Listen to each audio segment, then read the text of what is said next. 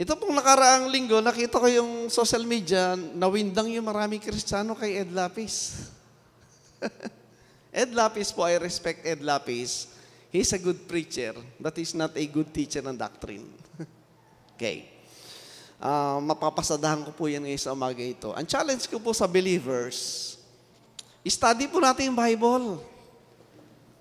Okay? Pag-aralan po natin yung aklat at willing naman po tayo magturo. Doon po tayo sa John chapter 4. Yung topic ko ngayon is about the new heavens and the new earth. Ano ba yung bagong langit at bagong lupa? Para saan at para kanino ba yon? Okay, makita po natin ngayon, kung ikaw ay na kay Kristo, kasama ka dyan. Ikaw yan. At meron pong dahilan ng Diyos kung bakit yan po ay kanyang inihula sa propesya noong lumang tipan at ang kaganapan po contrary sa paniwala ng napakaraming mga nagpapakilalang Kristiyano, yan po ay naganap na sapagkat lumipas na po yung dating lupa at langit. Maring sabihin, lumipas na ba yung langit at lupa? Yan pare. Mamaya po, papakita ko. Kaya ang atin pong batayan ay yung pong nababasa sa Biblia. Tama? Mas maganda ba yun? Tama. Kasi pag nakasulat po, walang debate dyan. Kahit saan naman daanin eh. Di ba? Kahit saan daanin. Pag may property ka, dapat nakasulat. Pag kinasal ka, dapat meron kayong ano yun? Kung nakasulat pangalan, nakapirm. Lahat ng bagay po na nakasulat, yun po yung authority. Alright. So, kaya ang Diyos nagbigay po sa atin ng bagay na nakasulat upang hindi tayo maligaw. Depende na lang yan kung gusto mo magpaligaw. Di ba? Sabi nga ng Panginoon, let the blind leaders lead the blind and both of them shall fall into the ditch. Hayaan mo yung mga bulag na tagapagturo ay pangunahan din yung mga bulag na tagasunod at pare-pareho silang malalaglag sa kangkungan, sabi nga. Okay, dito po sa John chapter 4, babasahin ko po yung ilang talata. Ito po ay tungkol sa, yun pong inaawit ko yung woman at the well. Ito pong context ng John chapter 4 bago ko basahin yan. Ito po yung time na yung Panginoon Jesucristo ay nag-uumpisa sa kanyang messianic ministry. Alam po ninyo, pag binabasa niyo po yung Biblia, huwag niyo pong i-interpret sa panahon niyo. I-interpret niyo po sa panahon nila.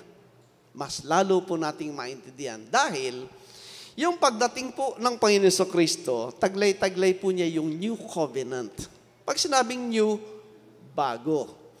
Kaya, yung mga nasa paligid niya, yung mga kasama niya, talaga hindi siya naiintindihan. Kasi yung isipan nila ay nando sa tradisyon, nakasanayan na tinawag na Old Covenant dahil nga dumating na yung New. Kaya nang dumating ang Panginoon Kristo, kamukha po ng ating naaral last time, para maunawa po talaga yung Biblia, babalik ka po doon kay Abraham. Ang covenant po ay kasunduan ng Diyos sa kanyang pagkakaloob po ng pagpapala, pag-iingat, pagkalinga, at pagmamahal po sa unang-una sa mga Hudyo, pangalawa po sa atin. At sa mga nagsasabing nais yung malaman ng kalooban ng Diyos, hindi po natin malalaman ng kalooban ng Diyos kundi natin aaralin. Kasi po, yung desire sa study po, yan po yung nagre-reflect sa yung pagmamahal sa Diyos. Ang study po talaga ayaw ng laman. Mas gusto ng laman yung nanonood ng TV. Tama? Mas gusto ng laman yung nag-games.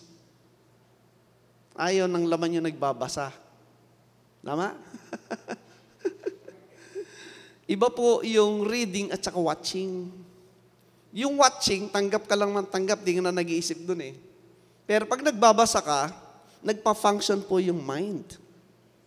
When you read something, nagpa-function yung mind. Nandun po yung critical thinking. yung reasoning na de-develop.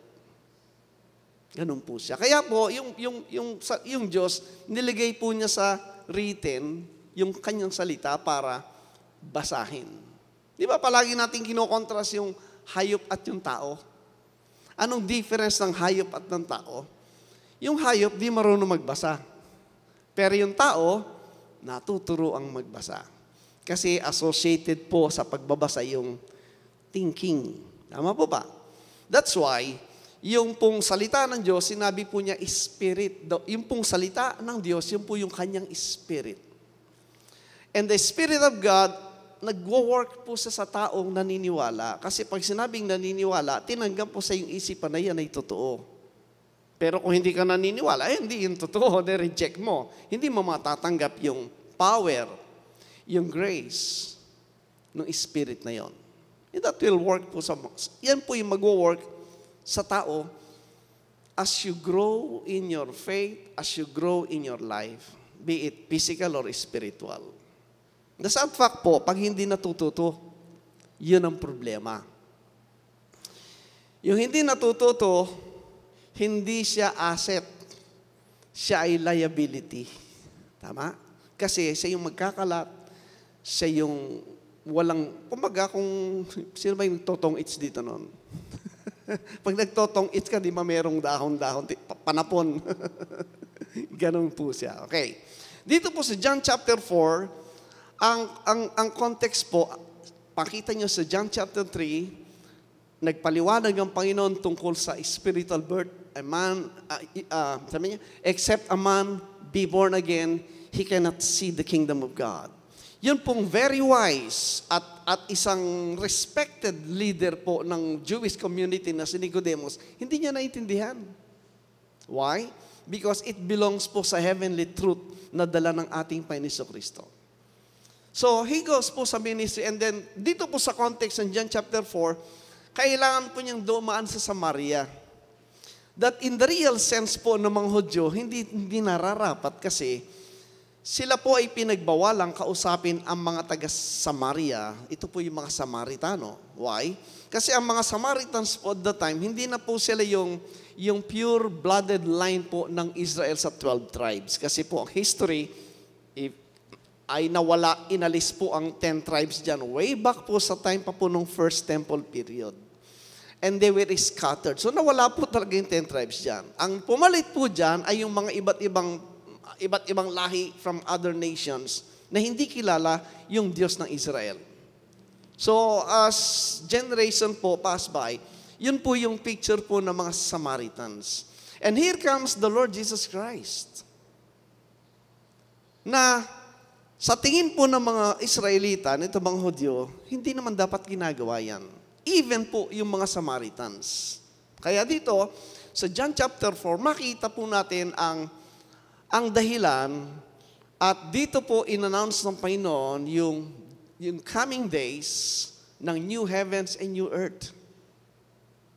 Tingnan niyo po, John chapter 4, at naroon ang balon ni Jacob. Ito po yung Jacob's well. Si Jacob po ang naghukay talaga niyan kasi mahirap po ang tubig sa lugar na yan. Si Jesus nga nang napapagod na sa kanyang paglalakbay, ito po'y katibayan na yung Diyos po talaga nagkatabang tao kasi napapagod siya eh. Mamaya po makita nyo yung error din dito ni Ed Lapis. I hope they're watching.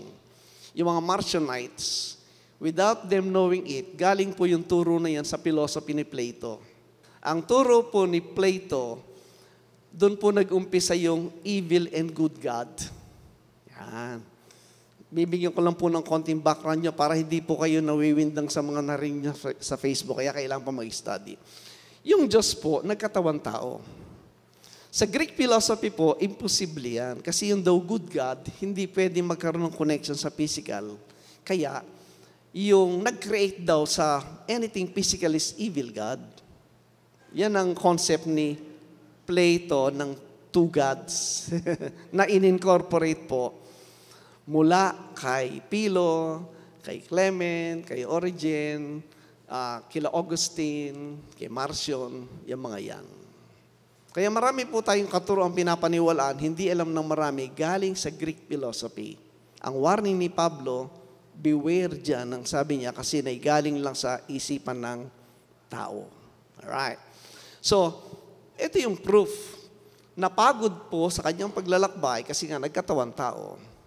100% human experience ang natanggap po ng Panginoon Jesucristo for Him to understand paano mabuhay ang tao talaga.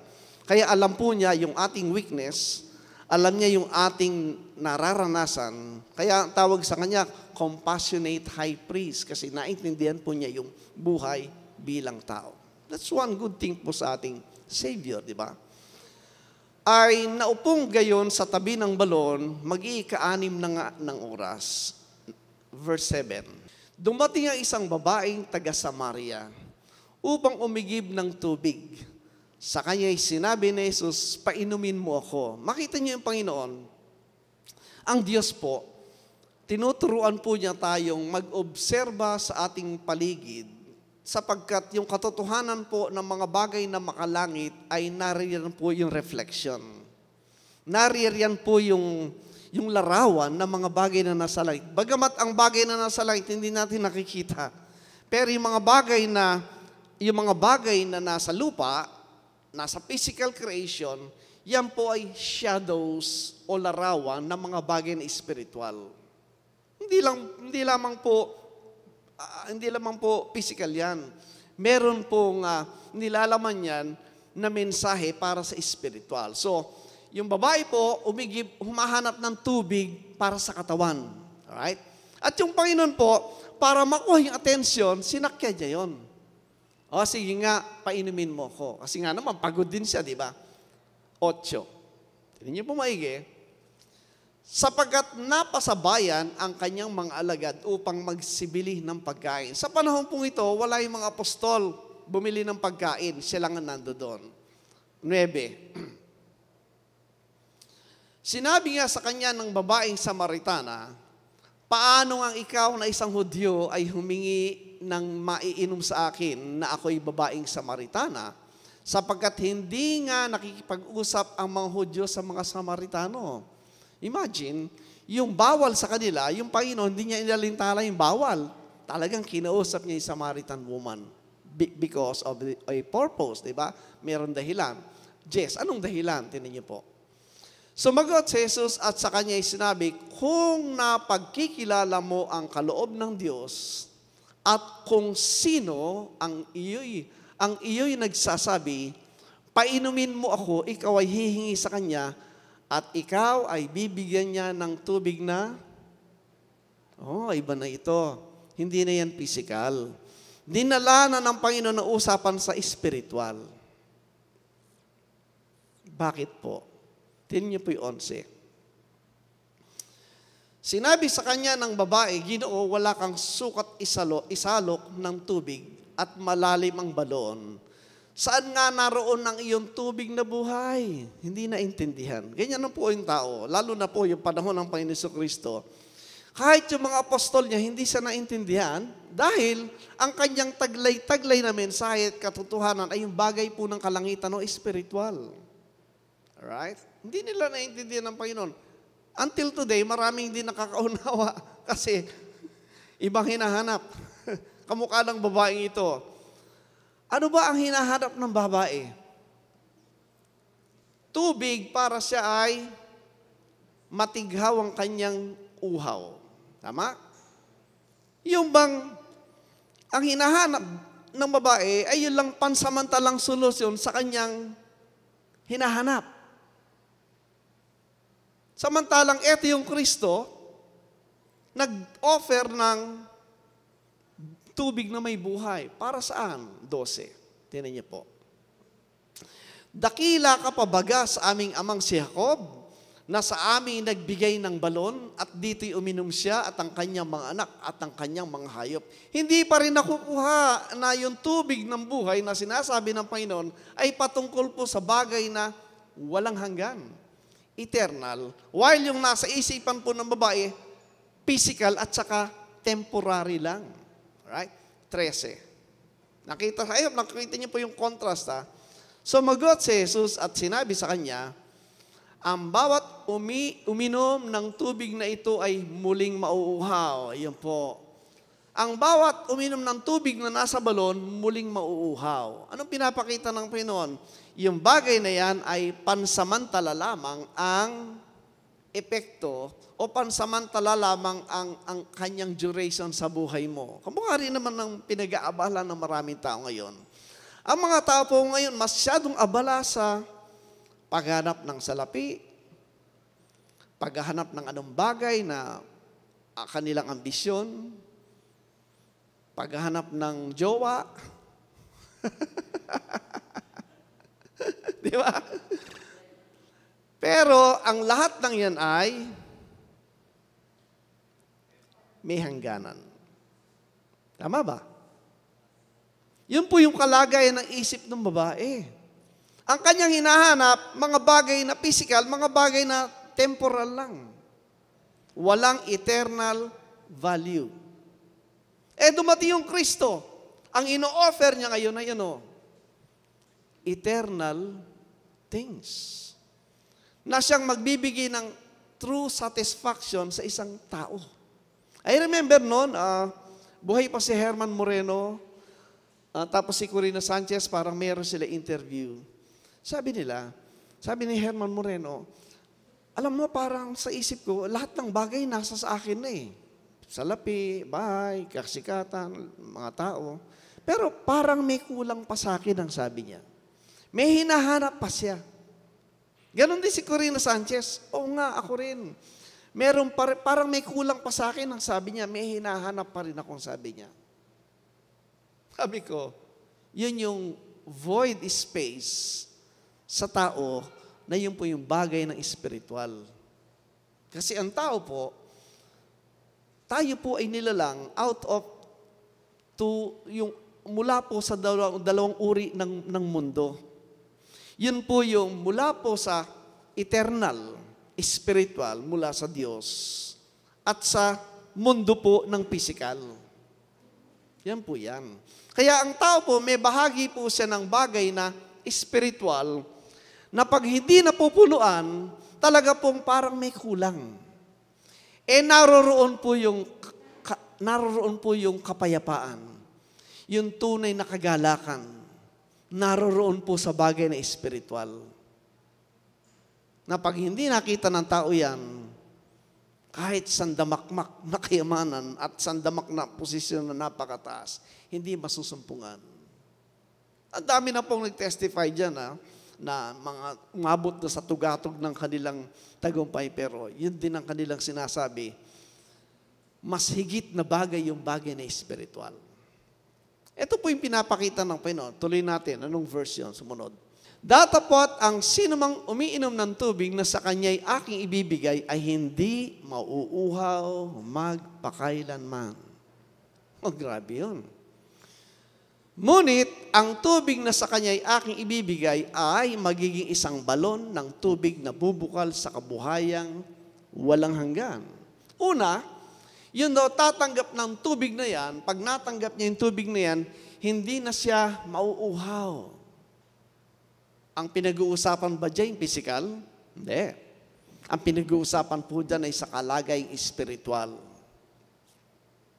Yung kabuuan ng pananampalataya, yung kabuuan ng katiyakan ng iyong buhay sa bagay po ng spiritual ng kalangitan. Yan po yung kulang sa marami. Na hanggang ngayon, yan pa rin po yung malaking question mark sa kanila sapagkat hindi talaga naunawa yung dalang mensahe po ng Kristo. Kamukha rin naman nitong kausap na babae. Then, tingnan natin yung susunod na talata dito po sa 21. Sa kanya'y sinabi ni Jesus, babae, paniwalaan mo ako. Yan po yung problem, yung salitang paniwalaan mo ako. Mahirap sa tao pong maniwala. Tama? Mas madalas yung tao naniniwala sa tao sa experience instead na dun sa salita ng Diyos na nakasulat. Na dumarating ang oras na kahit sa bundok na ito, ni sa Jerusalem, ay hindi ninyo sasambahin ng Ama, sabi niya. Kasi po, sa panahon na yan, nagdidibati Samaritan at saka itong mga Hudyo. Ang pagsamba daw dapat nando sa Mount Gerizim, sabi nandito sa Mount Zion sa Jerusalem. Debate yan noon. Pero ang sabi ng Panginoon, darating ang panahon, hindi na pag-uusapan yan. Bakit? 22. Yan. Sinasamba ninyo ang hindi ninyo nalalaman. Yan ang problema. May nakausap akong INC. Mula pagkabata, INC na siya. Ngayon, engineer na. Sabi ko, bakit ka nagsasamba tuwing linggo? Kasi yun ang nakasanayan ko eh. No? Number 2, palagi mo, ligtas ka na? Tagal niyo nag-iisip. Hindi ko alam. Marami pong sumasamba, hindi nila alam. Alam niyo kung waste of time. Naniwala ba kayo? Yung sinasabi niyong worship, pag hindi niyo alam kung bakit, di ba aksaya ng panahon yun? Tama ba? Di ba naniniwala tayo? Sabi ng Panginoon, di ba may nagsabing, si Brother Duncan, di mo dapat nagtuturo kasi walang kongregasyon. Really? Pag dinefine mong congregation, ilan ang minimum member? Sabi ni Jesus Christ, 2 or 3 gathered in my name, there am I in the midst of them. Tama? The best thing in this new covenant, hindi naman po visible number ng taong pinag-uusapan dyan. Hindi number. Yung quality ng mga taong naroroon. Because we have to recognize po na kaya tayo nagmi-meeting is that nandun po yung prominence at yung ating respeto doon sa presensya ng Diyos at wala iba, kundi po yung kanyang salita. Ito yun. Tignan niyo po yung Psalms 138:2. Alam niyo ba, na sinabi po ni David, kung pamimiliin ka, ano ang binibigyan ng halaga? Yung pangalan ng Diyos o yung kanyang salita? Tignan niyo po, ako'y sasamba sa dako ng iyong banal na templo at magpapasalamat sa iyong pangalan dahil sa iyong kagandahang loob. Nararanasan ba natin kagandahang loob ng Diyos? Sino pag hindi nakaranas nun? Buti wala. Salamat lahat nakaranas. Kaya nagpapasalamat, di ba? At magpapasalamat sa iyong pangalan. Dahil sa iyong kagandahang loob at dahil sa iyong katotohanan. Nasaan ang katotohanan ng Diyos? Nasaan po yung katotohanan ng Diyos? Na kay Brother Dungka? Na kay Pastor Boyet? O nandito? Sa nakasulat? Mapalad po tayo sapagkat nung wala pa po yung nakasulat na ito, yung katotohanan, taglay lang ng apostol sa tao. Pero ngayon, hindi po. Nakasulat. Kaya ang sabi niyo, sapagkat iyong, look at this, pinadakila ang iyong salita sa iyong buong pangalan. Sa English nga, I will worship toward thy holy temple and praise thy name for thy loving kindness and for thy truth. For thou hast magnified thy word above all thy name. Kung titingnan niyo po, anong mas mahalaga, yung pangalan ng Diyos o yung kanyang salita? Yung kanyang salita, sinabi. Because yung pong pangalan ng Diyos, when you say name, yun po yung revelasyon ng Diyos in different audience and in different situation. Kunyari, yung pangalan ni Pastor Boyet, narinig ng isang grupo, yun ang pagkakilala sa pangalang Boyet. Narinig naman yung Boyet sa ibang grupo, yun ang pagkakilala. Magkakaiba-iba yun. Yung anak niya, yung tatay niya, yung nanay niya, iba yung pagkilala ka sa kanya kaysa pagkilala ng kanyang kaibigan. Tama ba? Ganun po yung Diyos. Sa ating panahon, paano natin makikilala yung Diyos ayon sa ating personal na pakikipag-unayan sa Diyos. Hindi pwedeng yung experience ko, experience mo rin. Ang kagandahan po ng Panginoon, iba-iba po yung individual dealing niya sa mga mananampalataya. Naniniwala kayo doon? Kasi iba-iba po yung buhay natin eh. Iba-iba yung naranasan natin, iba-iba yung nakikita natin. May mga bagay na sa buhay ko, ayaw niyong maging Ray. Mabigat din po yung dinaanan ko mula pagkabata. Grabe. Pero sa biyaya ng Diyos, nabuhay ako hanggang 60 plus. Napakabuti ng Panginoon. Iba rin yung buhay nyo. Hindi ko rin alam yun. Iba yung dealing ng Diyos sa inyo. Iba-iba yan. Tama? Kaya, mas minabuti, mas mahalaga, ang sabi niya, yung kanyang salita, kasi dito tayo umuugnay at kumikilala sa Panginoon. Tama ba? Ganun po.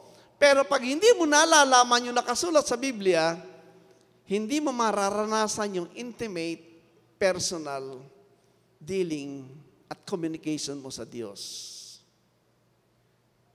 Tama ba? Ganon po siya. Kaya, kamukha ng sinabi ng Panginoon sa babae, kung sino man ang tumanggap sa kanyang salita, sa kanyang tubig, hindi na mauuhaw. Pero hindi natapos doon. At sa kanya ang sabi ay parang ito yung magiging balon ng tubig ng walang kamatayan, ng tubig na buhay. Ano ibig sabihin? Ang ibig sabihin, ang bawat tumanggap ng tubig na yan, magmumula sa kanya din po yung pagmumulan, siya'y magiging Jacob's well. Siya'y magiging balon ng tubig na may buhay, na pwede makinabang din yung mga nauuhaw na mga taong nasa paligid natin. Sapagkat natural pong lalabas yan sa isang taong tumanggap ng tubig na buhay.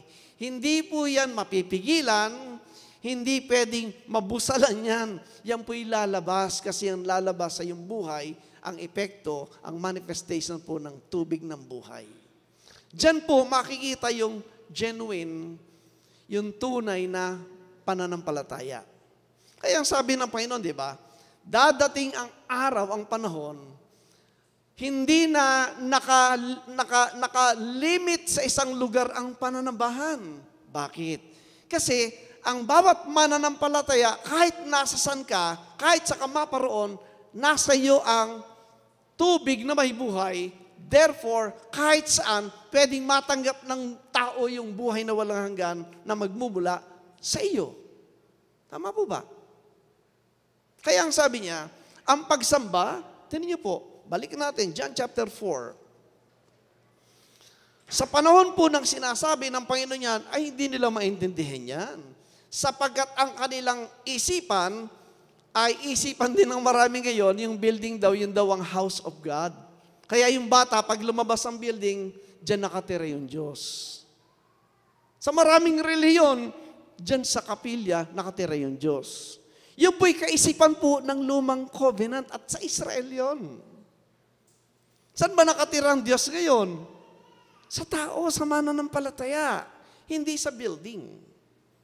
Nandito tayo sa building para sama-samang pasalamatan, papurihan ng Diyos at sama-sama nating tanggapin ang pagpapala ng biyaya ng tubig na may buhay, kundi yung kanyang salita. Tama po ba? Yun po yung pagpapala ng Diyos sa paglabas mo, pag-uwi mo, masaya ka sapagkat lalong lumalawak, lumalalim yung pagkaunawa mo sa Panginoong Diyos na yung pinapasalamatan.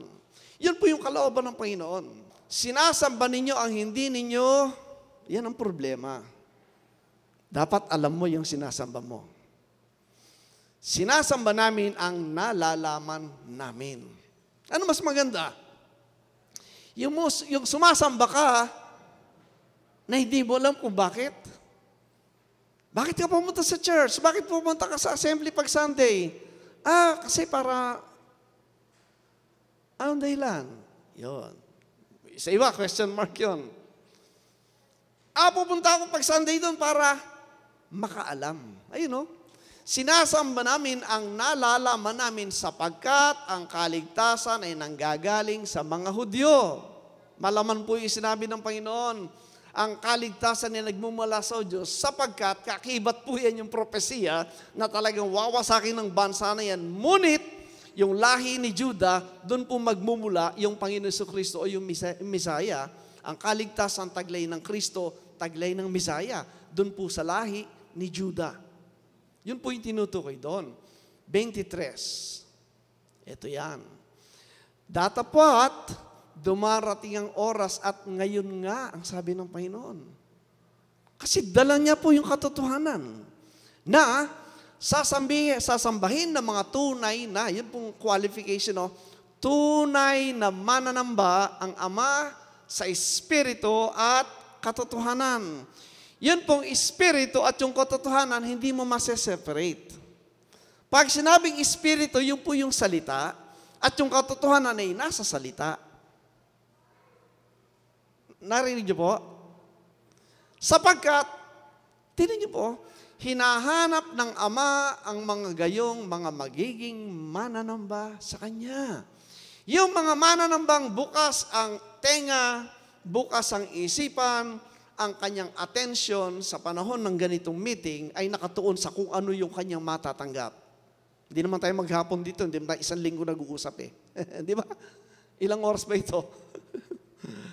Wala pang 3. Diba? Dapat everything, samantalahin natin yan na matanggap natin na walang malaglag sa lupa. Matanggap ang buong pagpapala ng Panginoon. So dito po, ina-announce ng Panginoon yung shift ng mula sa Old Covenant hanggang New Covenant. Yun din pong shifting niya mula sa Israel, yung physical Israel, patungo sa Israel na makalangit. Now, sa ganitong pangunawa po, makita nyo, ang tinutukoy po dyan ng Panginoon Jesucristo ay darating yung panahon, mapapalitan talaga po yung nag-i-exist na programa nila sa time ng lumang tipan at darating po itong bagong tipan. Meron po siyang binanggit sa Matthew 24:35. Ito po, pakabasahin natin maigi. Sa Matthew 24:35, may binanggit po sa diyang lilipas na langit at lupa. Yan. Yan po, ang langit at ang lupa ay lilipas. Alam po nyo, pag yan ay binasa mo at ginamit mo yung sarili mong unawa, 100% ang uunawa mo yung planet tsaka yung langit. Kaya karamihan sa tao, pag sinabi mong magugunaw na yung mundo, ang isip nila, yung planet magugunaw ng mundo. Tama? Yan ang isip ng marami. Datapot ang aking mga salita ay hindi lilipas. Heaven and earth shall pass away, but my word shall not pass away. Ngayon, may langit at lupa na binabanggit yung Panginoon Jesucristo. Hahanapin natin sa Biblia, ilang uri na langit at lupa ba ang nakasulat sa Biblia? Marami kasi, ang isip lamang, ang alam lamang ay yung iisang uri ng langit at lupa na mababasa sa Genesis 1:1. Tingnan po yung Genesis 1:1. Nang pasimula ay nilikha ng Diyos ang langit at ang lupa. Sa marami pong nag-aaral ng Biblia, marami po kanilang kiniklaim na yung Genesis 1:1, yan daw po yung creation ng planetary earth at saka heavens. Which I believe, ganun din ako, naniniwala din po ako doon sa creation na yon. Ngunit, may nakapaloob po diyang propesiya. Propesiya kung ano magaganap doon sa isang set ng langit at lupa. Ngayon, hanapin natin yung isang set ng langit at lupa. Okay, tinan yung maigi po. Isaiah 51 verse 15. Sulat po nyo para pag-aralan nyo. Mas maganda po pag Sunday, gawin po nating eskwela ito. Ang mag-aaral ako pag Sunday. Pag-aaralan natin Biblia at history. Sa ganun pong paraan, lalo kayong titibay sa pinapaniwalaan. Ano sabi ng 15? Sapagkat ako ang Panginoon mong Diyos na nagpapahugong sa dagat, na ang mga alon niyayo'y humuhugong, ang Panginoon na mahubo ay siyang kanyang pangalan. But I am the Lord thy God that divided the sea. Saan natin mababasa na yung Diyos ay hinati yung dagat? Sa panahon ng ano? Correct, Exodus. Yun ang panahon na yung Israel ay pinalaya mula sa Egypt, di po ba? Tapos ang sabi, whose waves roared, the Lord of hosts is His name. At iniligay ko ang aking mga salita sa iyong bibig, at tinakpan kita sa lilim ng aking kamay, upang aking mailadlad ang mga langit, at mailagay ang mga patibayan ng lupa, at magsabi sa Sion, ikaw ay aking bayan. Yan ba yung Genesis 1:1 na planet? Hindi kasi may nag-i-exist ng planet Pero ito ay in-address dun sa lumabas mula sa Egypt ng bansang Israel. Kaya ang sabi, at iniligay kong aking mga salita sa iyong bibig. May bibig sila. So mga tao yan. Ang maganda, yung salita ng Diyos nasa kanilang mga bibig. Ano ibig sabihin? Yung mga tao ito na tinawag na bayan ng Diyos, nasa kanila yung salita ng Diyos. Ano pa? At tinakpan kita sa lilim ng aking kamay. Napakaganda pong salita nun. Yung mga inilagay ng Diyos yung salita sa kanilang bibig, anong sabi? Sila ay iningatan, sila ay pinagpapala, sila ay pinapanatiling buhay. Ang kapangyarihan ng kalooban ng Diyos nasa mga tao na yun kung saan naroon ng salita sa Kanya. Anong dahilan? Upang mailadlad ang mga langit, sabi niya. Kaya pala, pinalaya sila mula sa Ehipto at ibinigay yung salita ng Diyos sa kanilang bibig at sila'y iniingatan ng Diyos upang mailadlad ang mga langit. Hindi po yung langit na physical yon, kundi yung mga tao na tinawag na mga langit. At mailagay ang mga patibayan ng lupa at magsabi sa Sion, ikaw ay aking bayan. O yung bayan ng Diyos, siya po yung langit at lupa sa English nga. And I have put my words in thy mouth, and I have covered thee in the shadow of mine hand. Kaganda po ng shadow of the hand of God. Pag nasa shadow ng hand of God, talaga walang, nasa iyo lahat ang blessing, di ba? What's the purpose? That I may plant the heavens and lay the foundations of the earth and say unto Zion, that's Israel, thou art my people. So dalawang uri po ng langit at lupa meron ng Biblia. Yung planet na langit at lupa at itong bansang Israel. Yan lang ba'y katibayan natin? Meron po, marami. Tingnan niyo po Isaiah chapter 1 verse 1. The vision of Isaiah, the son of Amos, which he saw concerning Judah and Jerusalem in the days of Uzziah, Jotham, Ahaz, and Hezekiah, kings of Judah. Reference po yan sa Israel. Verse 2. Tingnan niyo. Hear, O heavens, and give ear. Meron bang tenga yung planetary, planetary heaven at saka earth? Hindi. Tao yan. For the Lord hath spoken, I have nourished and brought up children, and they have rebelled against me. Ang sabi niya, yung kinausap na heavens and earth, yung nasa verse 1, Israel. Tama ba? Right. Tingnan nyo, hindi lang yan. Tingnan nyo po yung Deuteronomy 31, last verse. Alam po nyo, nung aking naging maliwanag sa akin ito, sabi ko, maraming salamat, Panginoon. Lalo pong lumalim, lalong umigting yung pananampalataya at pasasalamat sa Panginoon na ako'y na kay Kristo. And Moses spake in the ears of all the congregation of Israel the words of this song until they were ended. Sino kausap po dyan? Yung Israel. Sundan mo nyo, 32:1. Yun na naman. Yung tinawag na naman na heavens and earth. Ayan. Give ear, O ye heavens, and I will speak. And hear, O earth, the words of my mouth. Sino kausap? Yung planet ba o yung mga tao na tinawag na heavens and earth?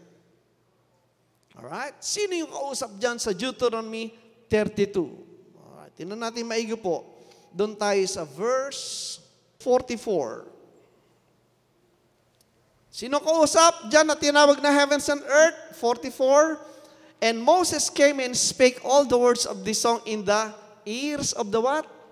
O, tao. Yung tenga ng mga tao, ibig sabihin yung heavens and earth na kinakausap na buksan yung tenga nyo, mga tao yon, hindi planeta. Sila yung tinawag na heavens and earth. Verse 45. And Moses made an end of speaking all these words to all who? Balikan natin Matthew 24:35. Maintindihan na natin yung sinasabing lilipas na langit at lupa, hindi yung planet, kundi yung bansang Israel. Heaven and earth shall pass away, but my word shall not pass away. Matthew 5:18 po, tinan niyo. Sabi diyan, for verily I say unto you, till heaven and earth pass, one jot or one tittle shall in no wise pass from the law till all be fulfilled. Ano yung law na tinutukoy diyan? Ang sabi niya, hanggang lumipas ang langit at lupa, ay wala ni isa mang bagay na nakasulat sa kautusan ang mapupulpil. Ano ibig sabihin? Kaalinsabay ng pagpanaw ng Old Covenant, yung heaven and earth na yan. Pag nawala ang Old Covenant, mawawala na rin ang heaven and earth. O, tingnan niyo po yung Hebrews 8:13. In that he saith, a new covenant he hath made the first old. Now that which decayeth and waxeth old is ready to vanish away. Ito pong talata na ito, ang magbibigay ng unawa ngayon kung bakit ganito kagulo po yung Christianity. Ang daming turo, ang daming paniniwala na iba-iba at marami hindi makaunawa sapagkat hindi naintindihan yung talata na ito. Anong ibig ko sabihin? Dalawang covenant po tinutukoy doon. Yung isa po ay yung Old Covenant na nagmula po yan sa Exodus 19. Doon sa paglabas po ng Israel sa Egypt. Kasi doon po binigay yung covenant. Ang covenant po, contract ng Diyos sa Israel. Na pag kayo ay magiging obedient, talagang nandun ang blessing. Pero pag kayo tumalikod sa akin, nandun yung sumpa. Alright? Sumpa po doon, lahat ng pagpapala, yung kingdom, tatalunin sila ng mga kaharian, aalisin sila sa lupa, isusuka sila ng lupa, ang sabi doon. So yun po. Now, dumating po ang panahon, dumating po yung Kristo. Ang taglay-taglay po niya ay yung New Covenant. Kamukha ng sinabi ko kanina, walang nakakaunawa talaga sa Kanya sa panahon na ito. Kasi nga, ang dala niya ay New Covenant. Nung Old Covenant, ito yung tinawag na heavens and earth. Nakaakibat ang Old Covenant. Heaven and earth ng Old Covenant, which is the nation, Israel, kamukha na binasa nating talata. Yung sinasabi niya na heaven and earth na lilipas ay itong bansang Israel together with the Old Covenant. Dumating ang New Covenant, nawala na ba yung Old Covenant? Hindi pa. Tingnan niyo uli yung Hebrews 8:13. Kaya marami po, halo-halo ang katuruan kasi hindi nakikita yung difference ng dalawang covenant ng Diyos. Pinapakita ko po sa inyo para pag nagbabasa po kayo ng Biblia, maintindihan nyo. Alam nyo kaya nakakatamad magbasa ng Biblia kasi marami din nakakaintindi. Ba't hindi ko maintindihan? Pero pag naintindihan mo, ang sarap basahin kasi natututunan mo yung mga katotohanan naroon. Nawawala yung doubt, yung confusion, at maraming tanong ang nasasagot. Ang sabi diyan, doon sa sinasabi niya, isang bagong tipan, ito, ay linuma niya ang una, na luma na kasi dumating na, datapwat, nagiging luma at tumatanda ay malapit nang lumipas. Ang alin? Yung luma. Ano ibig sabihin? Bagamat naririto na ang New Covenant, magpangwalang hanggang pong covenant ng Diyos yan kasi makalangit. Pero itong Old Covenant, nanatili po siya, pero pagdating dito, unti-unti na pong tumatanda, sabi niya, unti-unti nang tumatanda, hanggang siya'y mawala na. Alin? Yung Old Covenant. Anong implikasyon? Ang implikasyon po, dito po sa Acts period, I hope nagbabasa po tayo ng Bible. Yung Acts period po, ang Acts period po kasi, yan po ay history, kasaysayan yan. Kasaysayan po ng ginawang pagtatatag po ng temple, ng church, ng body of Christ. Meron mapapansin po nyo, yung New Covenant umiiral, pero yung Old Covenant umiiral pa rin, sapagkat naroon pa yung temple of God, yung physical temple. Habang naroon ang physical temple, anong meron sa physical temple? Animal sacrifice, yung mga bawal, yung mga kautusan na hindi kasama yung Gentiles. Yung mga special priest, yung Aaronic priesthood, sila lang yung may karapatang mag-offer. Yung Holy Nation Israel, nandoon pa. Yung Holy City, Jerusalem, nandoon pa. Yun po yung lahat ng elemento ng Old Covenant. Naroon pa. Kaya, bagamat nandito na po ang biyaya, na-establish na po dito yung temple, which is heavenly, hindi pa maunawa ng mga nandito mga Hudyo. Bakit? Kasi ang tingin nila, nandito pa.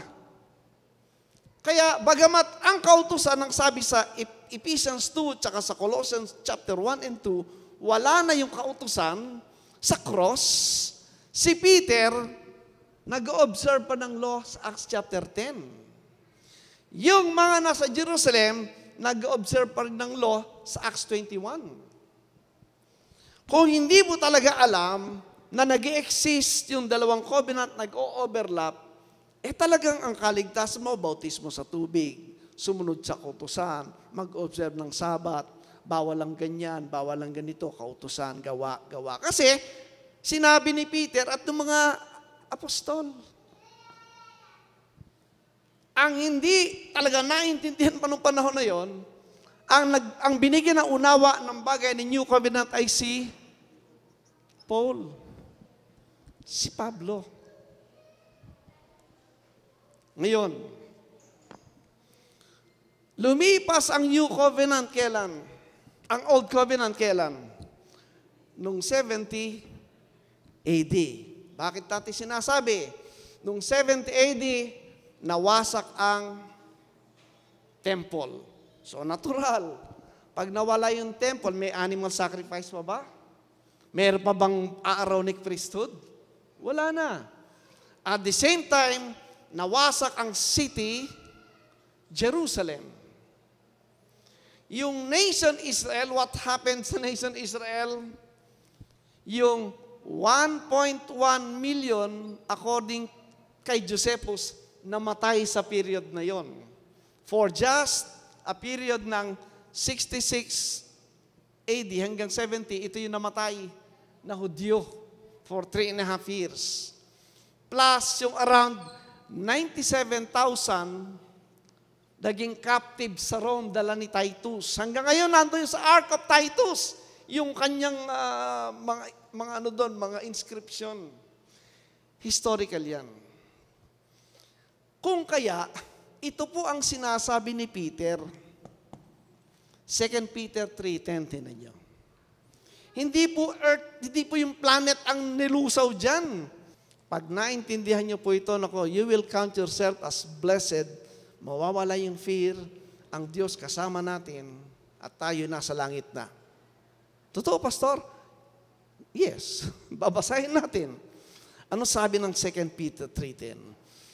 Datapwat darating ang araw ng Panginoon na gaya ng magnanakaw. Ano yan? Yan po hinihintay ng mga tao dito na magaganap, na malapit na. Sabi niya, yung araw ng Panginoon will come as a thief in the night. Tingnan niyo po yung 1 Thessalonians 5:1, tapos babalikan natin mamaya yan. Datapat tungkol sa mga kapanahunan at mga bahagi ng panahon, mga kapatid, hindi ninyo kailangan na isulat ko pa sa inyong kaanuman. Verse 2. Sapagkat kayo rin ang mga lubos na nangakakaalam na ang pagdating ng kaarawan ng Panginoon ay gaya ng magnanakaw sa gabi.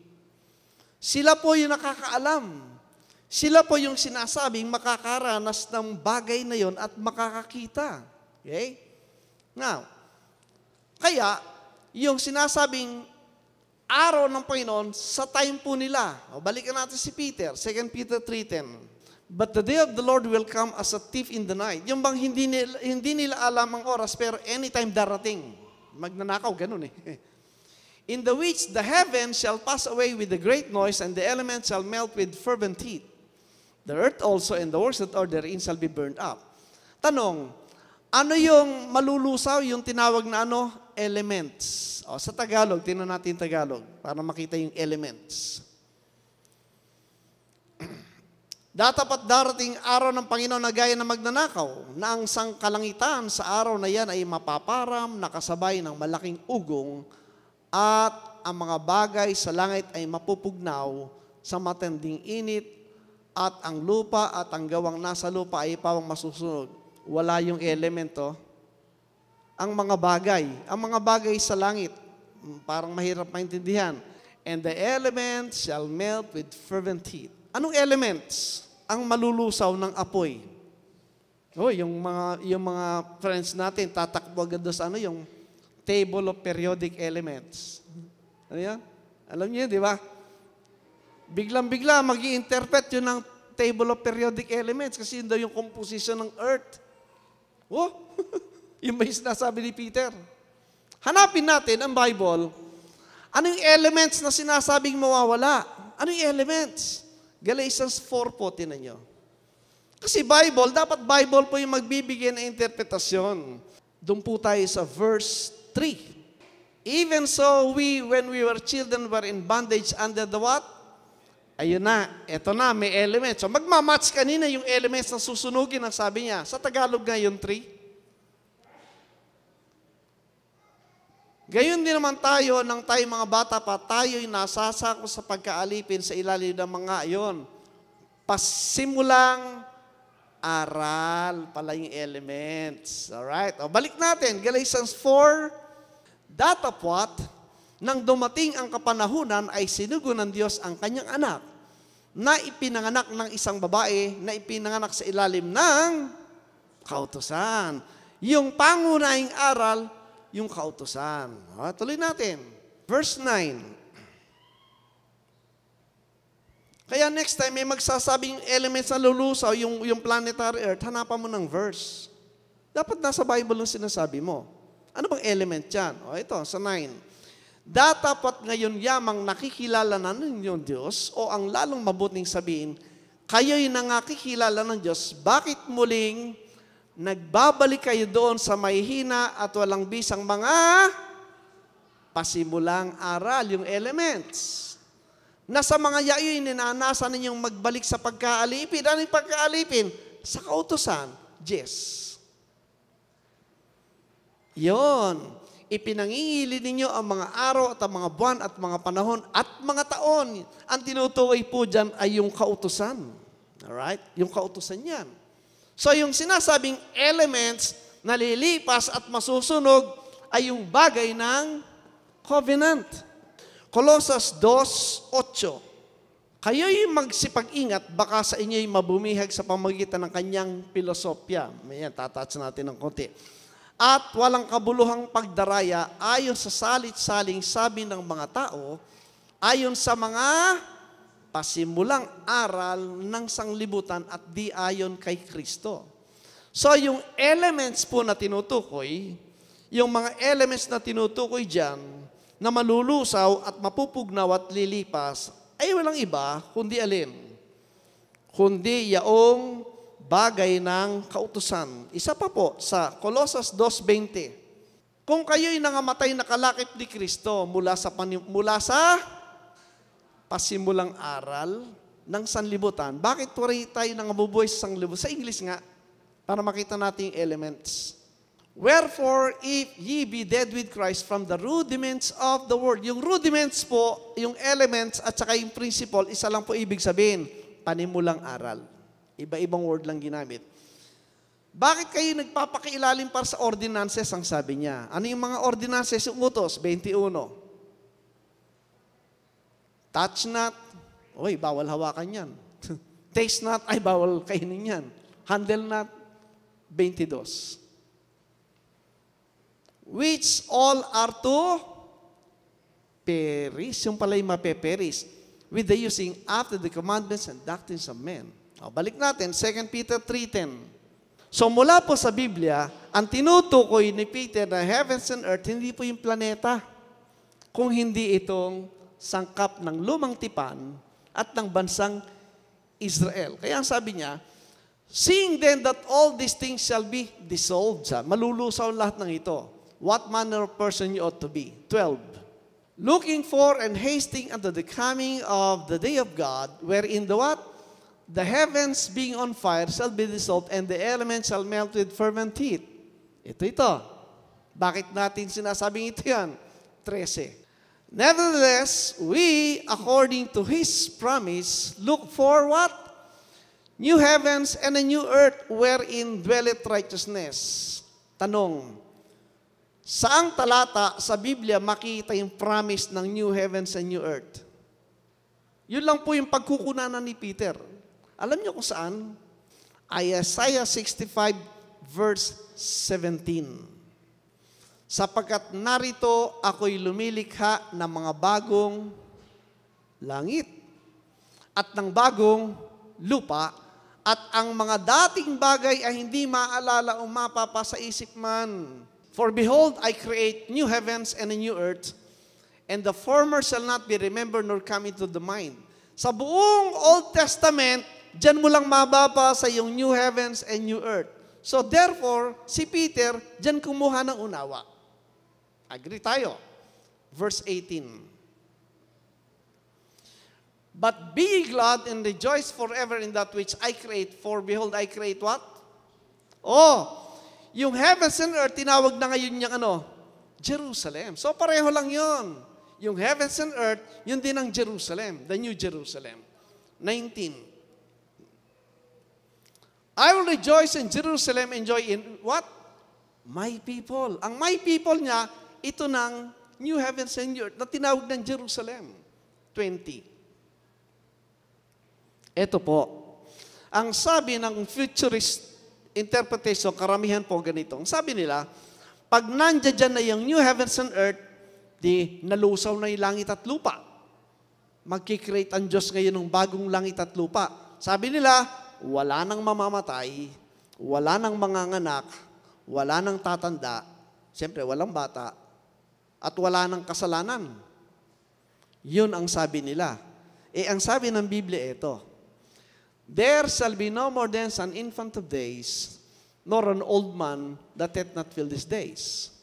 For the child, o may bata, shall die, o may namamatay, 100 years old. But the sinner, being 100 years old, shall be cursed. O may sinner pa. Sa new heavens and earth, merong bata, may matanda, may namamatay, at meron pang sinners. Yan ba ay eternal state? Hindi po. And they shall build houses. Ayun, nagtatayo ng mga bahay pa sa new heavens and new earth. And inhabit them. Nakatira sila sa mga bahay. And they shall plant vineyards and eat the fruit. O nagtatrabaho pa sila para kumain. Sa new heavens and new earth. Ibig sabihin, ang new heavens and new earth, hindi yung eternal state. Sapagkat yung langit at lupa natin, mananatili yan magpangwalang hanggan. Ang napapalitan lang dito, generation ng tao. Ang langit at lupa na pinalitan ng Diyos at nilusaw, itong Israel. Sino yung langit at lupa? Yung people of God. Sino ba yung people of God ngayon? The believers. After 70 AD, nalusaw ng Israel, ang pinag-uusapan dito is new heavens and earth. Sino yan? The church. The body of Christ. Yung believers.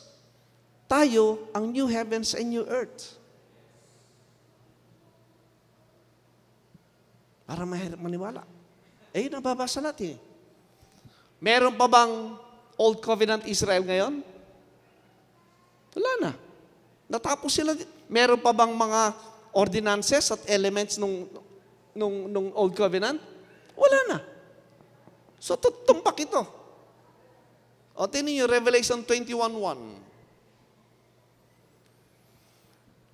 Kaya, mapakita ko po sa inyo mga ilang talata. Pag inyong paniniwalaan at i-appreciate, napakapalad po natin. And I saw a new heaven and a new earth. Why? For the first heaven and the first earth were passed away, and there was no more sea.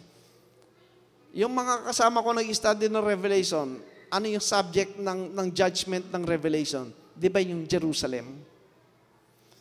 At yung mga nakatira sa Jerusalem. Sa Revelation, tapos silang lahat. Nung nawala yung ginudge dito sa 70 AD, ano nakita ni John?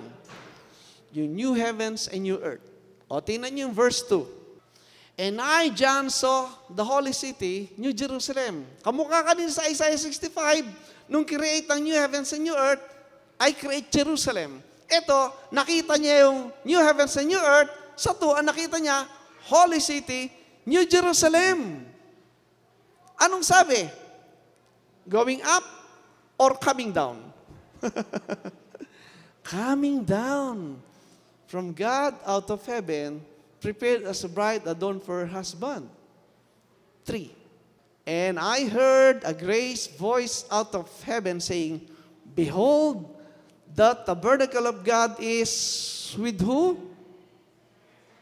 With men, and He will dwell with them, and they shall be His people, and God Himself shall be with them and be their God.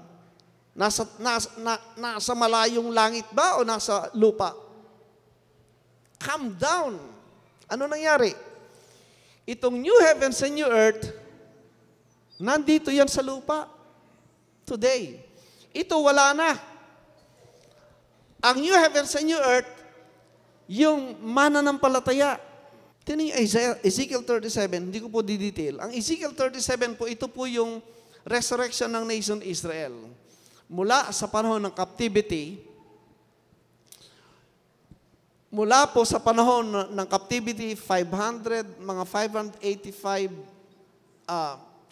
BC, ang Israel po pinalaya mula sa Babylon ni King Cyrus, nasa history po yan, at sila ibinalik po sa Jerusalem.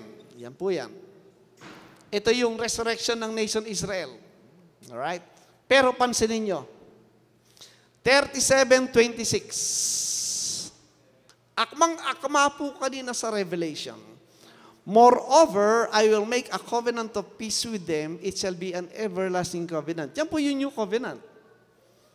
And I will place them and multiply them and will set my sanctuary in the midst of them forevermore. Ano yung sanctuary? Ang sanctuary po, yun po yung temple. Tirahan nino? Tirahan ng Diyos. In the midst of them. Sa gitna ng mga tao, nandoon ng sanctuary ng Diyos, yung tinitira ng Diyos. Sino ba yung tinitira ng Diyos ngayon? Sino? Believers. 1 Corinthians 3:16, tinan nyo. Yung sanctuary po, temple of God yun. Ayun, sabi niya, Know ye not that ye are the temple of God, and that the Spirit of God dwelleth in you. Kamukha ng sinabi sa John chapter 4 sa Samaritan woman kanina, na nasa kanya yung water of life, at it will be like a well of water of life in her belly. Sapagkat siya yung temple of God. O, balik natin. Ezekiel 37:27. Kaya sabi ko po doon sa aking post, ang dispensational futurist view po, illusion. My tabernacle also shall be with them. Yea, I will be their God, and they shall be my... O yung tabernacle niya, yung people of God, which is the body of Christ. Yung mga mananampalataya, 28. And the heathen shall know that I, the Lord, do sanctify Israel. Ang Israel po dyan, hindi na yung Israel ng Old Covenant. Yung Israel na ng New Covenant, which is the heavenly, the Israel of God, which is the body of Christ.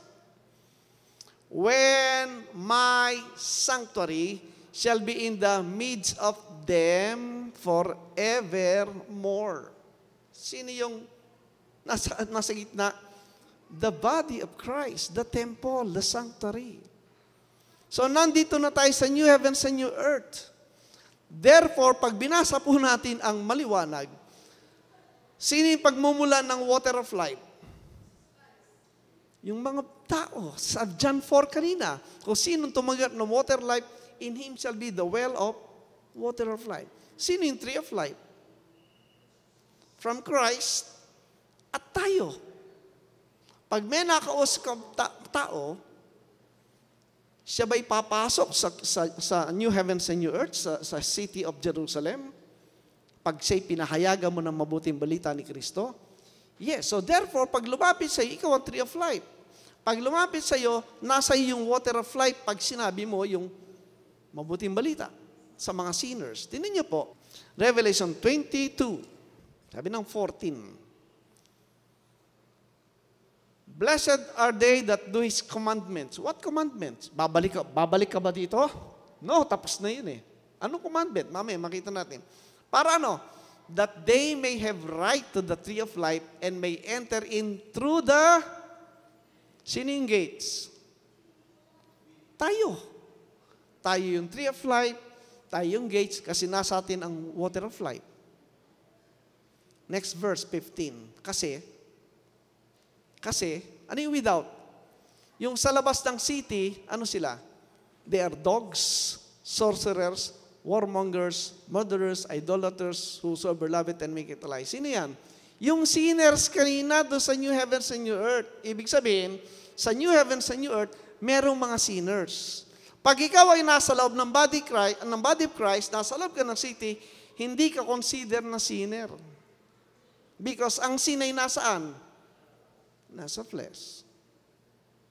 Ako po nyo, ito po katotohanan ngayon yan. E anong commandment? Romans 16:25. Anong commandment ang tinutukoy na dapat sundan ng lahat? Now to him that is of power to establish according to my gospel. Ano yung my gospel ni Paul? The gospel of Christ. And the preaching of Jesus Christ according to the revelation of the mystery which was kept secret since the world began. Verse 26. But now is made manifest by the scriptures of the prophets according to the commandment of the everlasting God, made known to all nations for the what? Obedience of faith. Sino man ang gusto pumasok sa Holy City, New Jerusalem, dapat sumunod sa commandment na yan na paniwalaan itong gospel of Christ, that they may enter into the Holy City. Nakuha po nyo? Now, pastor, ibig mong sabihin, nasa lupa tayo, pero nasa langit pa rin tayo? Yes. Sino yung pattern natin? Tingnan nyo, John 3:13, sa Tagalog nga, at walang umakyat sa langit, kundi ang nanggaling sa langit. Sino yun? Sa makatwid bagay ang anak ng tao na nasa langit. Nasaan yung Kristo nung sinasabi niya yan? Nasa langit o nasa lupa? Nasa lupa. Pero sabi niya, at the same time, nasa langit siya. Habang nagsasalita sa lupa, nasaan siya? Nasa langit. Ikaw ba? Ganun din? Opo. Efeso 2:6, tinan niyo. Kung nasaan yung ulo, nandun ang katawan. At tayo'y, sino yung tayo? Dapat alam mong kasama ka dyan, ha? At tayo'y ibinangong kalakip niya. Yan po yung spiritual, yung resurrection. Yan po yung pagtanggap na eternal life. Yan po yung spiritual birth. At pinaupong kasama niya, saan? O, nasan ka? Sino kasama mo? Nasan kayo? Tayo. Sa langit. Kasi nandun si Kristo. Di ba tayo yung katawan? Sino yung ulo? Kung yung ulo nasa langit, yung katawan nasa lupa lang, di pugot na ulo. Hindi pwede. Kung nasa ng ulo, nandun ang katawan. Yung ulo nasa langit, therefore, yung katawan nasa langit. Common sense naman yun. Romans 8:9. Napakaganda po nito. Datapot kayo'y wala sa laman, kundi nasa Espiritu. Di maliwanag, kung kayo'y tumitira sa inyo tumitira sa inyong Espiritu ng Diyos. Datapat kung ang sino may walang Espiritu ni Kristo, siya'y hindi sa Kanya. Kung nasa sa iyo si Kristo, nasa Espiritu ka na. Alam naman natin yan, di ba? Napag-aralan natin yan. Ito ang tao. Ito yung katawan ng tao. Itong sin, yung laman nasaan? Nasa lupa. Pero merong bagong tao. Tama? Yung inward man. Nasaan yung inward man? Nando sa kalangitan. Siya yung new heavens and new earth. Hindi ito. Pero nasa lupa ka pa. Pero at the same time, nasa langit ka. Kasi ikaw yung people of God, ikaw yung new heavens and new earth, ikaw yung temple of God, ikaw yung gate sa city, nasa yung water of life. Naniniwala ba kayo? Totoo ba ito? Yes. Malayo ba yung langit? Malayo ba yung langit? Ang sabi kasi ng mga futurists na nagsasabing malapit na yung rapture, pag na-rapture sila, dadalhin sila doon sa ikatlong langit. Kalayo. First heaven, yung nililiparan doon ng ibon. Second heaven, yung mga planet, tsaka yung mga stars. Yung third heaven daw, doon sa napakalayong lugar. Alam niyo, nung naniniwala ako doon, natatakot ako mamatay. Bakit? Ang turo kasi doon sa second heaven, nandun daw si Satanas at nandun yung minion sa maraming mga fallen angels sa mga sasamang espiritu. Di dadaanan mo. Ano, kakatakot naman yun? Parang hindi. Pag nag-aaral ka ng Biblia, hindi tutumpak. Parang Walt Disney, yung parang cartoons. Gaano ba kalayo ang langit? Tingnan niyo po, Hebrews 10:20. Sa pamamagitan ng daang bago at buhay na kanyang itinalaga sa atin. Sa pamamagitan ng tabing. Anong tabing? Sa makautid bagay sa kanyang laman. By a new and living way which hath consecrated for us through the veil. Ano yung veil? Pantabing yun. Ano yung veil? That is to say His. Ang tabing pala ay ating laman. Pag nawala pala yung tabing, nandun ka na sa spiritual, heavenly. Kaya tingnan niyo sa Bible. Nung binaptize si Jesus Christ, anong sabi? And the heavens were opened. Malayo ba yon? Aba kung third heaven yung kailangan niya ng telescope. Ay hindi And the heavens opened, nandyan lang. Tingnan niyo, Matthew 3:16 and 17. Ito.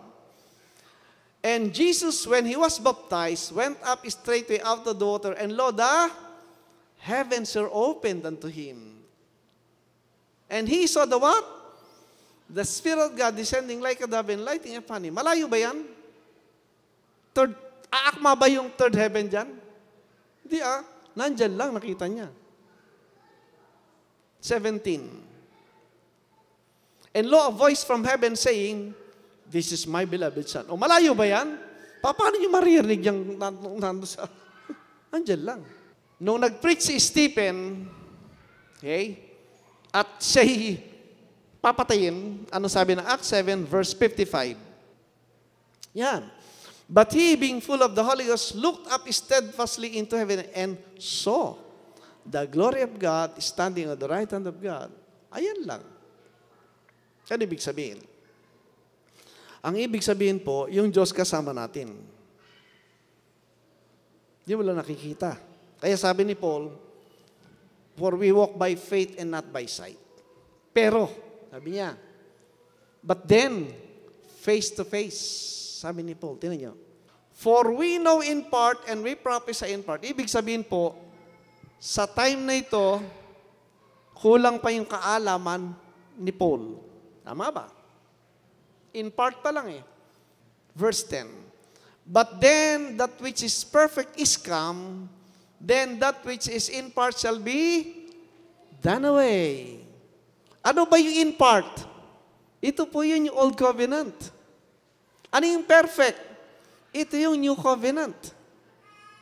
Pag dumating yan, yung in part, mawawala na. Sabi niya, verse 11. When I was a child, I spake as a child. But when I became a man, I put away childish things.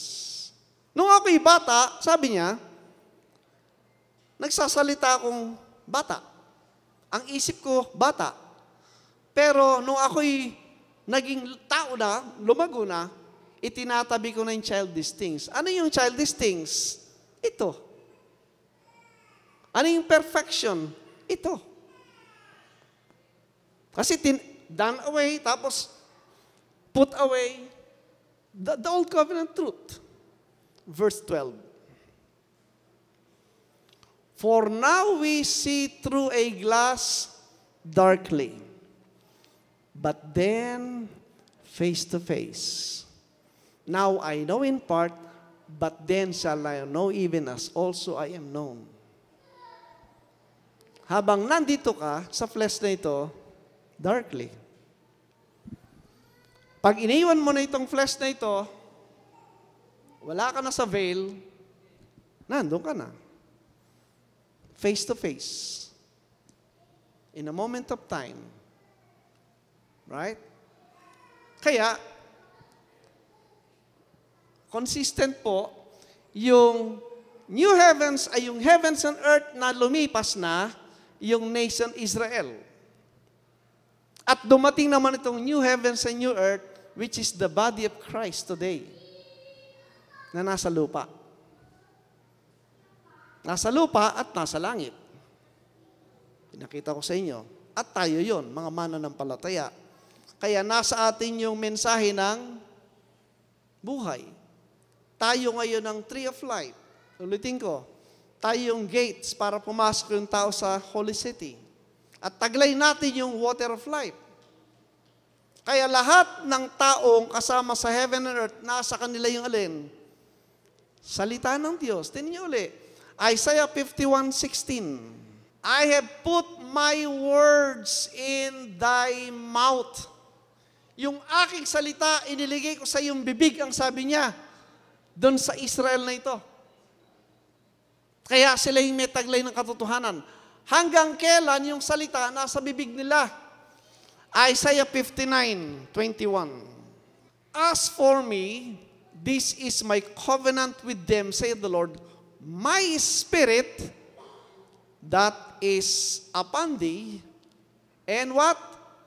My words which I have put, tama, in thy mouth, shall not depart out of thy mouth, nor out of the mouth of thy seed, nor out of the mouth of thy seed, said the Lord, from henceforth and forever. Ano ibig sabihin? Yung salita ng Diyos, nawala na dito sa Old Covenant Israel. Pero sabi niya, hindi mo mawala yan. Kanino ngayon? Di narito sa New Heavens and New Earth. Yung salita ng Diyos, nandito. Sapagkat, kinwalify ni Jesus Christ, tinan nyo, sino ba ang tunay na isinugo ng Diyos? John 3:34, tinan nyo po. Ayan o. For he whom God hath sent, speaketh the what? The words of God. Kaya wala pong space yung interpretasyon ng sinumang teacher o pastor sa katotohanan ng Diyos. Ang authority niya, nandito sa nakasulat. For God giveth not the Spirit by measure unto Him. Hindi sinusukat yun, hindi limitado yun kasi nandito lahat. Kasi nga, sila yung new heavens and new earth. Ibinigay ng Diyos ang salita sa kanila. Therefore, my friends, ito po yung invitation ng Hebrews 6:1. Tignan niyo po. Sabi niyan, therefore, pag therefore po conclusion, mamaya titingnan natin pinagbulan, pero ito muna. Living the principles of the doctrine of Christ. Ano yung principles? Yan po yung elementary rudiments, yung panimulang bagay. Let us go unto perfection. Kaya tayo'y tumigil na. Pinapatigil na tayo ng ano. Kaya tayo tumigil na ng pagsasalita ng mga unang simulain ng aral ni Kristo. Binabawalan na tayong magturo ng mga bagay na ganun. Bakit? At tayo'y mga pagpatuloy sa kasakdalan na huwag nating ilagay na muli ang kinasasaligan ng pagsisisi sa mga patay na gawa at ng pananampalataya sa Diyos sa dos. Ng aral tungkol sa paglilinis, yan po yung bautismo, at ng pagpapatong ng mga kamay at pagkabuhay na huguli ng patay at ng paghuhukom na walang hanggan. Sabi niya, hintuan nyo na yan. Hindi na dapat pinag-uusapan yan. Bakit? Kasi po, yan ay pambata. Yan po yung gatas. At ini Hebrews 5, doon sa context, Hebrews 5, verse 11. Pag ang isip mo pa rin, kaligtasan, paghukom, sabi niya, bautismo, ay pambata yan, sabi niya. Hintuan mo na yan, ang sabi ng Hebreo. Ano sabi ng 11? Tungkol sa kanya ay marami kaming sasabihin at mahirap na saysayin, palibasa nagsipurol kayo sa pakikinig, sabi niya. Ang daming dapat pag-aralan. Sa totoo lang po, ako'y nag-i-invite sa inyo, ini-encourage kayo, mag-aral tayo. Ang dami kong pwedeng ituro sa inyo, ang dami. Kaya lang yung time nyo, yung oras nyo ang mahalaga eh. Pero natandaan nyo yung Samaritan woman, busy sa ganun. Pero sabi ng Panginoon, halika, lumapit ka. Painumin kita ng buhay na kailanman di ka na, ng tubig na kailanman di ka na mauuhaw. Bigyan nyo ng time po yung Sunday. 12. Sapagkat nang kayo'y nangararapat maging mga guro dahil sa kaluwatan, nga naman, tagal na. Sino na yung save dito ng 5 years? Aba, alam nyo, kung 5 years ka, graduate ka na dapat sa college, di ba? Tatrabaho ka na. Tama? Ganon din sa faith. 5 years ka lang save, abay, dapat nagtatrabaho ka na rin. Sa Panginoon. Dito yun. Ay muling kayo'y nangangailangan na kayo'y turuan ni naman ng mga unang simulain, yung element, yung basic principle ng aral ng Diyos, at naging tulad sa mga nangangailangan ng ano? Gatas. Gatas pala yun. At hindi ng pagkaing matigas. Gatas pala itong Old Covenant. Yung strong meat, ito pala yun. In-encourage ko po ay pag-aralan natin Biblia. Ang sarap pag-aralan yan. For when for the time ye ought to be teachers, ye have need that one teach you again, which be the, first principles, yun po yung elements, rudiments, yan po yan. Or the and become such as a need of milk. Milk siya. Ito po yung milk. Pero ito, strong meat, ang sabi niya. Next verse, 13, sa Tagalog uli. Sapagkat bawat tumatanggap ng gatas ay walang karanasan sa salita ng katwiran. Sapagkat siya isang sanggol. Kung yung nagtuturo sa inyo, impyerno. May pastor ang sabi sa akin, ibig mo sabihin, pastor, wala impyerno? Wala. Ano ituturo ko? Sabi niya, ibig mo sabihin, pinapahing mo lang impyerno. Wala pa sa Bible. Ang daming pong pastor ganyan. Ang alam ituro, impyerno lang. mo sa Biblia. For everyone that useth milk is unskillful in the word of righteousness, for he is a baby. Abay, kung di na natapos yung turo sa rapture, sa paggugulo ng mundo, dadating Antikristo, tatakan, huwag kang magpapatatak. Baby yun. 14. Ngunit, ang pagkaing matigas ay sa mga may gulang. Sa makatwid ay doon sa mga sa pamamagitan ng pamimihasa ay nangasanay ang kanilang mga pakiramdam upang makilala ang mabuti at ang masama. O sa English. 14. Pag nakita niyo po yung but sa Bible, kumisa negative, positive yun eh. But, sabi niya, strong meat belongeth to them that are of full age. Even those who by reason of use have their senses exercised to discern both good and evil. Di ba naman, pag ang tao po matured, ano yan? Siya yung umiintindi, siya yung umaalala, siya yung gumagabay, di ba? Pero pag ang tao isip bata, siya yung iniintindi, siya yung, di ba? Ganun yan. Pag lumalago ka sa kaalaman, dito ka. Tapos ka na dito. Kaya ang sabi, anong susunod dyan?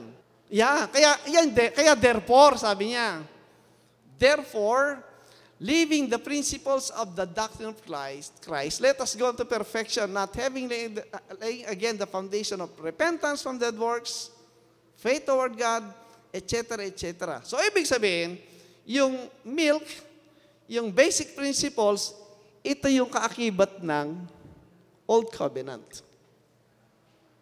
Tama po ba? Kaya, mga kapatid, ito po yung blessing natin. Sa ibang pag-aaral, ididetali ko po iba, napapakita ko, tayo po ngayon ang tree of life. Tayo ang gate sa Holy City. At nasa atin po yung water of life. Sinong gagawa niyan? Tayo.